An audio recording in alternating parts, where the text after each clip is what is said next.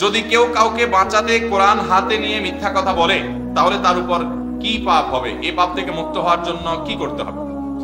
কোরআন হাতে নিয়ে মিথ্যা কথা বললে সেটা জঘন্য অপরাধ, কিন্তু কোরআন হাতে নিয়ে শপথ করা এটা শপথের কোনো শরঈ বা ইসলামিক পদ্ধতি নয়। ইসলামিক পদ্ধতি কি? আল্লাহর নামে শপথ করবে। যদি শপথ করার দরকার হয় বলবে আমি আল্লাহর নামে শপথ করে বলছি আমি এই কাজ করেছি বা এটা দেখেছি বা এটা হয় না ইত্যাদি ইত্যাদি। নবী করিম সাল্লাল্লাহু আলাইহি ওয়াসাল্লাম বলেছেন মান আরাদ আন ইয়াহলিফা ফালিয়াহলিফ বিল্লাহি আও লিয়াসমুত।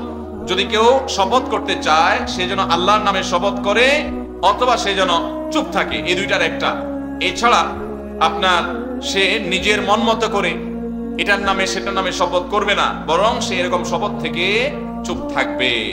এটা হলো নবী করিম সাল্লাল্লাহু আলাইহি ওয়াসাল্লামের নির্দেশনা। বিধায় কোরআন ছুঁয়ে শপথ নয়। আর যদি মিথ্যা শপথ করে এটা তো জঘন্য অপরাধ। একে তো মিথ্যা বললো, আবার আল্লাহকে সাক্ষী রাখলো, আল্লাহর নাম নিল, সেখানে মিথ্যা কথা বললো, তাহলে ডাবল অপরাধ হবে, জঘন্য অপরাধ। যদি এরকম কেউ করে থাকে তাহলে কাউকে বাঁচানোর জন্য কার যে জন্যই হোক এটা অন্যায়।